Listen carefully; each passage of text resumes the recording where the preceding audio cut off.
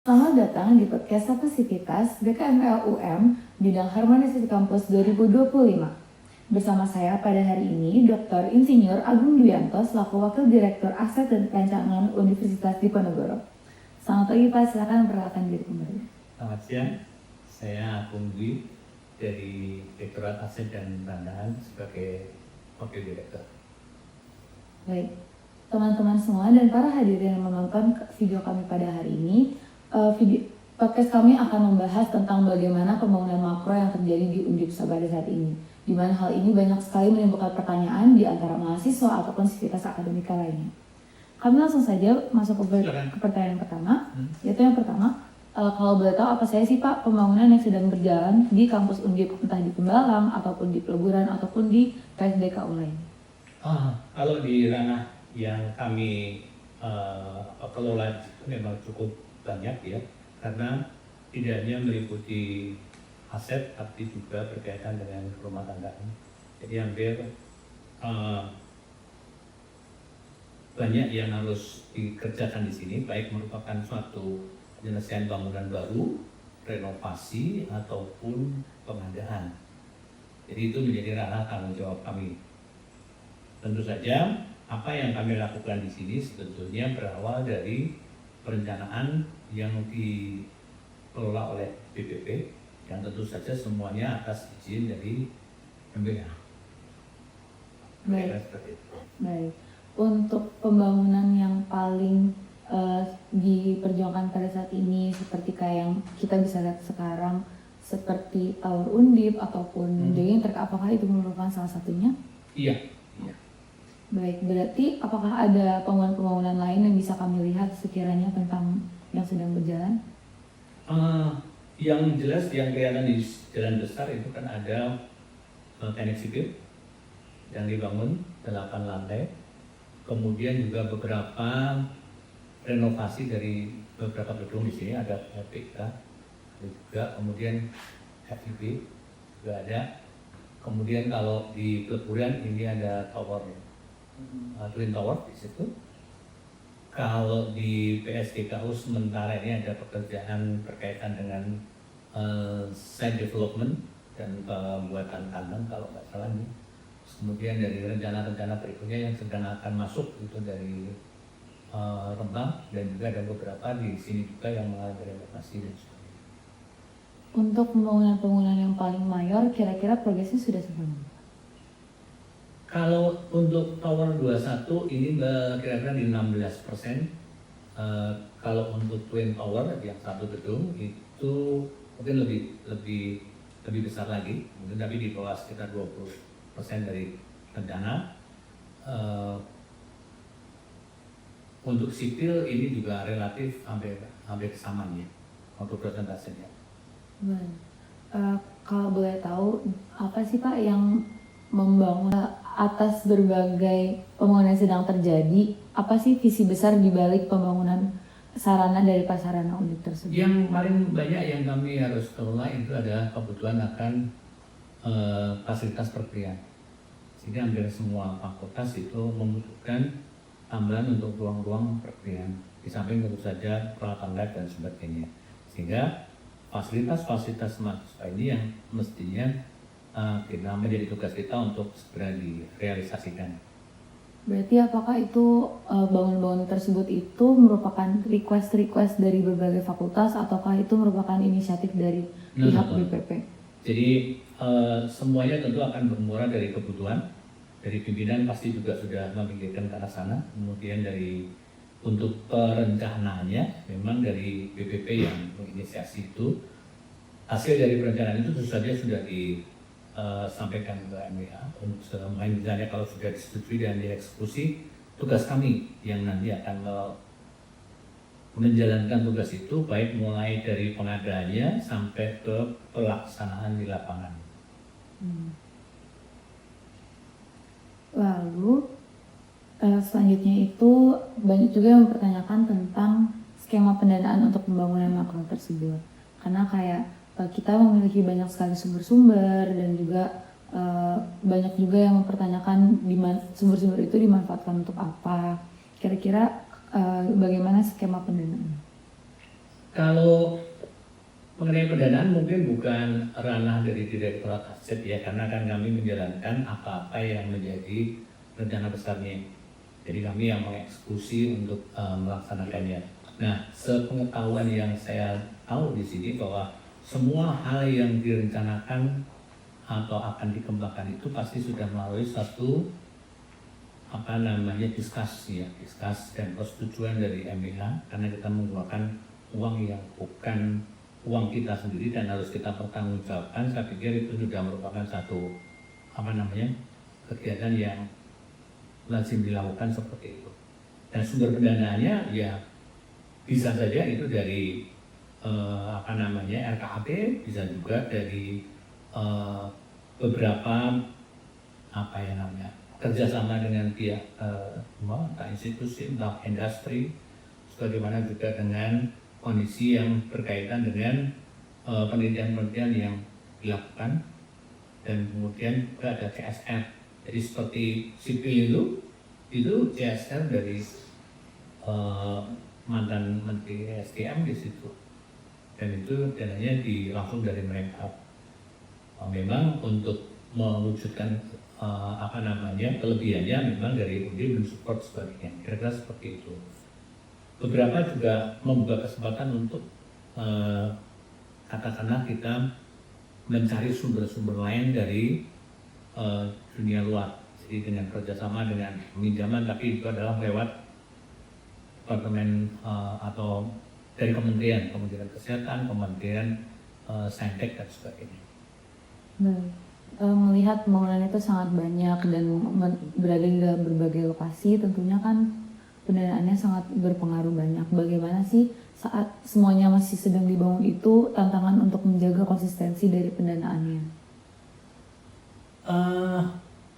Yang kami bisa lakukan adalah memanage semaksimal mungkin bahwa apa yang dilakukan itu harus tepat mutu, tepat biaya, dan tepat waktu.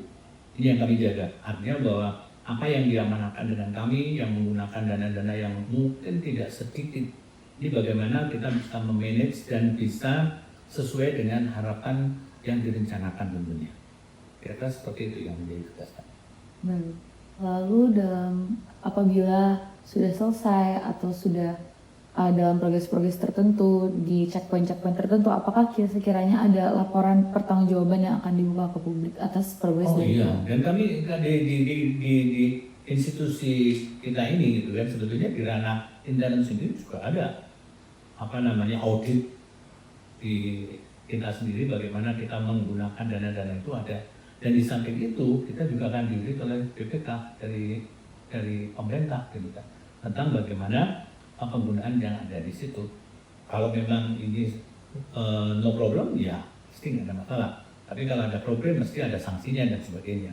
Jadi itu yang kami jaga untuk siapapun yang memeriksa, kita datang under audit. Jadi artinya bahwa semuanya berlangsung insya Allah dengan tadi saya bilang bahwa tepat waktu, tepat mutu, tepat biaya, tanpa ada penyimpangan yang berarti.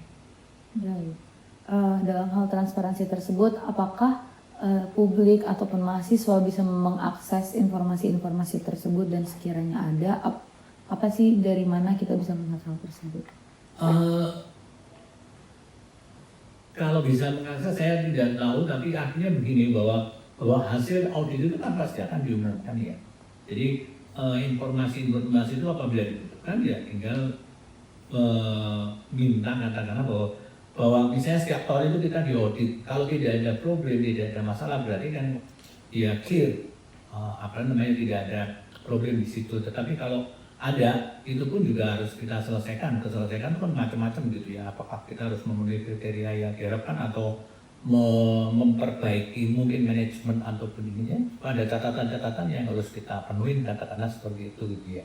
Nah, kalau apakah masyarakat umum bisa mengetahui, ya silakan datang ke tempat pengaudit di situ gitu ya. Kira-kira di situ, karena ranah kami hanya melaksanakan tugas itu, dan silakan diaudit. Berarti dengan kata lain memang informasi tersebut aksesibel untuk semua orang. Aksesibel, kita transparansi semuanya. Lalu saya akan lebih terfokus kepada pembangunannya secara sedikit spesifik ya Pak. Di sini banyak juga concern dari teman-teman mahasiswa mengenai akses difabilitas. Seperti yang kita tahu banyak sekali mahasiswa yang membutuhkan akses tersebut, cuma di beberapa pembangunan yang sudah terjadi ataupun di fasilitas yang ada sekarang itu masih kurang sekali dalam aksesibilitasnya kepada sahabat difabel. Apakah untuk pembangunan yang sekarang itu sangat diperhatikan atau menjadi prioritas?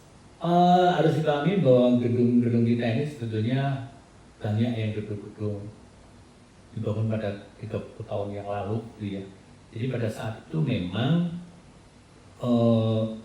kondisi difabilitas atau persyaratan untuk difabilitas ini memang bukan menjadi sesuatu persyaratan. Jadi kalau Anda lihat di gedung-gedung lama kita itu memang kalau dicari apakah dengan menggunakan rem atau apa ini mungkin belum gitu ya. Tapi ketika kemudian peraturan harus merujuk ke arah itu, Anda bisa lihat di gedung-gedung baru kita ini pasti akan berpikir atau akan memfasilitasi itu. Kenapa saya bilang demikian?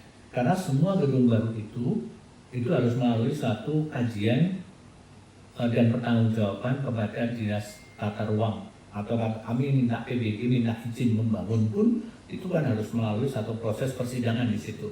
Di dalam persidangan itu akan ditanyakan mengenai layak fungsi terhadap rencana-rencana pembangunannya. Jadi difabel kemudian persyaratan layak fungsi untuk safety penggunaan itu pasti akan ditindak. Nah ini prosesnya ketika IMB sudah diberikan atau izin membangun sudah diberikan, nanti ketika proses pelaksanaan pun akan dikontrol. Kalau sudah jadi pembangunannya, ini pun juga akan ditinjau kembali untuk mendapatkan sertifikat layak fungsi.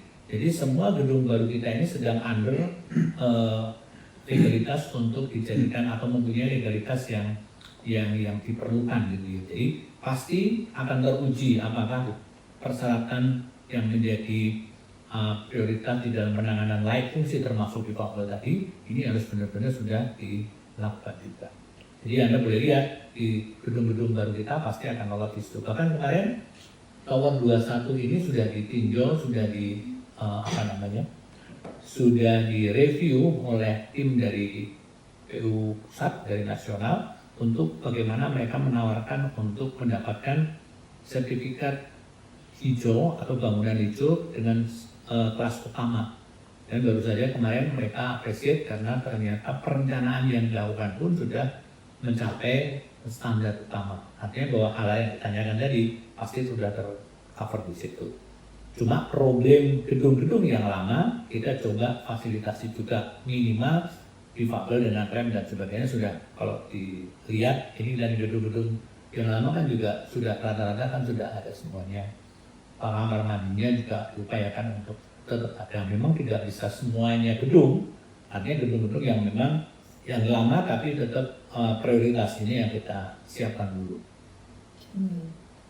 Kalau boleh tahu, tadi Bapak sedikit menjelaskan kalau misalnya sudah ada standar-standar tertentu yang diuji juga. Kalau boleh tahu, apakah ada standar aksesibilitas tertentu yang secara spesifik bisa dikatakan terkait dengan aksesibilitas difabel? Oh iya, jadi penggunaan rem di dalam bangunan, di luar bangunan pun itu kalau ini berkaitan dengan teman-teman yang kita punya atau menggunakan kursi roda, atau menggunakan truk seperti Mbak ini itu juga tidak terlalu curam. Jadi sudut kemiringan remnya itu kalau di luar tidak boleh lebih dari 5 atau 7 derajat. Tapi kalau di dalam bangunan itu antara 7 sampai 10 derajat. Kemudian gedung-gedung di atas 4 lantai dia harus menggunakan tangga darurat. Dia harus menggunakan lift. Kemudian akses untuk transportasi vertikalnya juga memenuhi radius pelayanannya. Kalau berkaitan dengan difabel, kamar mandi difabel juga pasti akan menjadi kesyaratan. Itu kira-kira yang krusial. Kemudian ketika bangunan itu lebih dari 4 lantai dia sudah harus menggunakan jaringan pemadam kebakaran sprinkler. Tapi kalau hanya 1 sampai 3 lantai mungkin bisa apart, tapi ada hidran pilar yang ada di setiap lantainya. Hal-hal seperti itu akan menjadi concern karena itu pasti akan ditanyakan pada waktu kita minta izin untuk membangun. Lalu yang kedua, tadi Bapak juga membahas bahwa ada banyak stakeholder yang berkontribusi dalam perizinan pembangunan ini. Apakah ada keterlibatan juga dari internal kami seperti Sivitas Akademika, baik dari tenaga pendidik ataupun mahasiswa ataupun Sivitas Akademika lain di dalam universitas yang membantu merumuskan entah kebijakannya ataupun rencana pembangunan? Kalau yang dimaksud pada waktu perencanaan atau pada waktu pelaksanaannya? Pada waktu perencanaan. Kalau pada waktu perencanaan memang itu kan saya bilang tadi itu kan ranahnya dari BPP ya. Tapi tentu saya akan melibatkan begini, bahwa ketika akan membangun sesuatu tentu akan misalnya untuk membangun satu fakultas tertentu, jadi pasti ownernya dari fakultas itu yang akan mengirimkan timnya untuk melihat apakah dalam perencanaan itu sesuai dengan apa yang dibutuhkan. Kemudian pada waktu pelaksanaannya pun nantinya itu juga nanti akan melibatkan teman-teman kita yang punya kompetensi cukup untuk menjadi tim teknis di dalam proses pembangunannya. Artinya keterlibatan di dalam dari fakultas, dari departemen ataupun dari Sivitas Akademika pun kita juga pasti akan pada waktu survei juga akan melibatkan ke situ. Di dalam pelaksanaan pun itu sekarang ini kita terbuka semuanya. Jadi misalnya proyek-proyek yang jalan itu anggap saja sebagai lab terbuka dari semua mahasiswa, boleh melihat, boleh mengakses kan gitu. Artinya bahwa anggaplah bangunan-bangunan yang sedang dikerjakan itu menjadi lab hidup untuk adik-adik bisa manfaatkan apapun yang dibutuhkan di situ. Kira-kira seperti itu. Oke, baik. Lalu mungkin kita sedikit balik ke square one, Pak, di mana kami membutuhkan sedikit klarifikasi nih. Bagaimana sih kalau kalian boleh tahu pembagian ranah kerja dan tugas antara BPP dan Direktorat Perancangan secara lebih lanjutnya itu bagaimana dalam suatu pembangunan fasilitas? Namanya aja BPP, Badan Perencanaan Pembangunan, dari semua apa-apa yang akan dilakukan, apa-apa yang akan direncanakan itu bermuara dari sana. Di dalam prosesnya tentu saja tidak bisa bekerja sendiri. BPP ini pasti akan mendapatkan atau memintakan persetujuan dari MBA dan sebagainya. Tentu saja dengan pimpinan pasti akan berkolaborasi. Nah, apapun yang diputuskan di dalam perencanaan itu menjadi tanggung jawab kami untuk pelaksanaannya. Bagaimana memanage pekerjaan itu sesuai dengan apa yang dikehendaki atau sesuai dengan apa yang diceritakan. Tentu saja secara teknis itu juga kita bisa bertanggung jawab, secara anggaran kita juga akan bertanggung jawab, dan juga cara bagaimana tentang quality-nya kita juga akan bertanggung jawab. Nah, ranah Direktorat Aset itu di ranah pelaksanaan terhadap apa-apa yang sudah menjadi perencanaan dari universitas tentunya lewat BPP. Baik, berarti bisa kami bilang kalau BPP itu yang merencanakan, lalu dari Direktorat Aset Perancangan itu yang mengeksekusi untuk pelaksanaannya, betul. Okay. Lalu yang terakhir, tadi juga sempat dinyatakan bahwa selama ini kan ada gedung-gedung yang lama yang sudah belum terikuti oleh aturan-aturan tentang aksesibilitas dan segala macamnya. Apakah untuk kedepannya kampus ada rencana untuk menyelenggarakan audit aksesibilitas dari fasilitas secara berkala? Lalu apakah nantinya ada tindak lanjut terhadap hal tersebut? Sebenarnya sudah dilakukan, dan kita sudah tahu gedung-gedung mana yang belum memenuhi persyaratan apabila aturannya diterapkan, aturan-aturan tentang layak fungsinya diterapkan benar. Itu gedung-gedung mana yang sudah memenuhi persyaratan dan gedung-gedung mana yang belum. Memang di dalam konteks ini kan kita punya hampir 150 gedung. Tidak mungkin dengan anggaran setiap tahunnya itu terus kita semuanya akan kita laksanakan. Ada prioritas, ada kebutuhan mana dulu yang kita pilih yang mendapatkan prioritas untuk segera dilaksanakan. Tentu saja dengan banyak pertimbangan. Tapi plan ke arah sana itu ada. Kita sudah punya, kita sudah tahu. Tinggal eksekusinya menunggu prioritas mana yang mungkin layak didahulukan dan mana layak yang belum. Kira-kira seperti itu. Mungkin pertanyaan terakhir itu untuk menutup pertanyaan mengenai aksesibilitas mahasiswa. Lalu untuk poin yang terakhir dari pertanyaan dari podcast hari ini itu bagaimana sih selama ini Undip memastikan bahwa pembangunan yang dilakukan itu sudah sejalan dengan prinsip sustainability, apalagi kami tahu bahwa Universitas Diponegoro sekarang itu sangat memfokuskan pada Green Matrix Campus kan. Ya, kita semua pembangunan itu kan pasti dasarnya pasti akan mengacu kepada master plan yang kita punya. Rencana ke depan, tahapan pembangunan sampai 5 tahun ke depan, 10 tahun ke depan itu ada di dalam ranah master plan itu. Nah, kita berusaha untuk menjaga itu.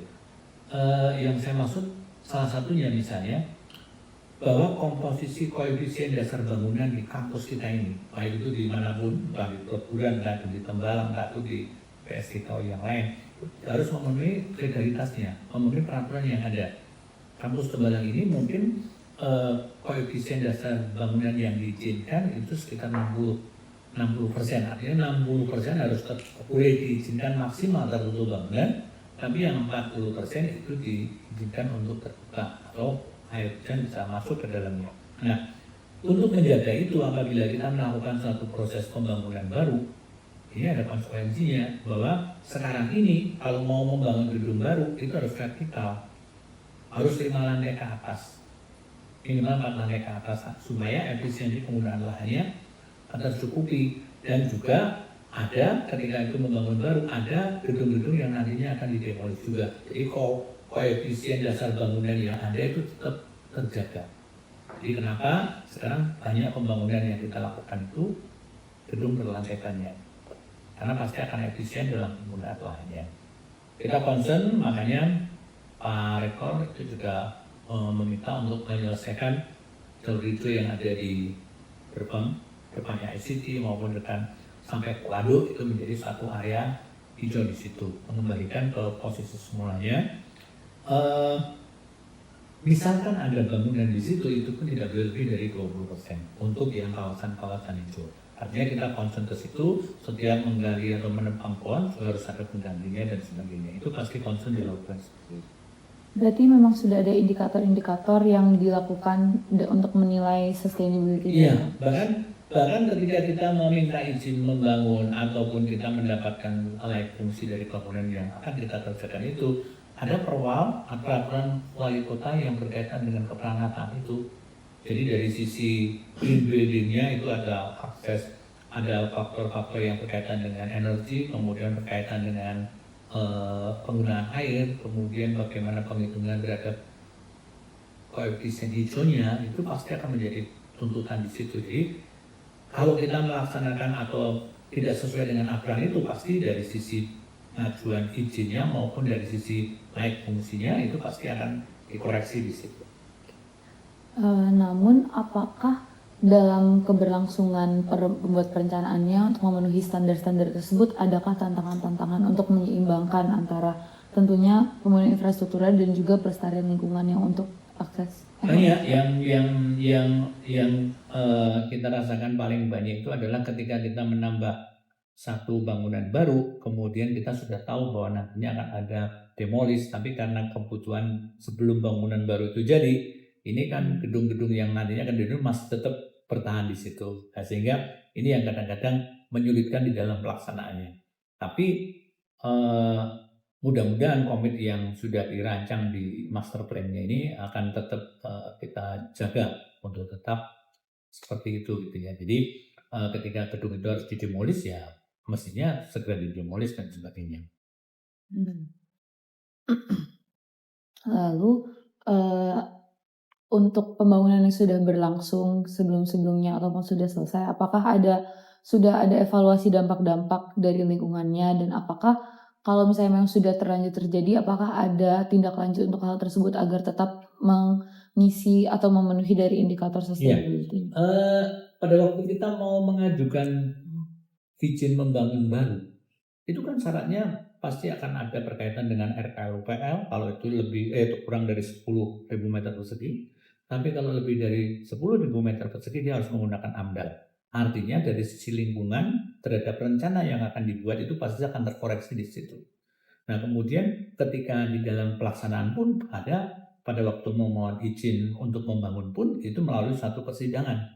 Dan kita akan menyampaikan gagasan tersebut dan akan dikoreksi dengan tim profesi ahli di Kota Semarang ini. Gitu. Jadi kalau kita katakanlah tidak sesuai dengan aturan yang berlaku, ya ini pasti tidak akan diizinkan atau ada suatu surat pernyataan untuk menyelesaikan kekurangan dari yang sudah ada tersebut. Jadi akan sangat jarang kalau misalnya kita membangun tapi tidak mempertimbangkan kondisi-kondisi yang dipertanyakan tadi gitu ya. Jadi pasti akan termonitor di situ. Baik.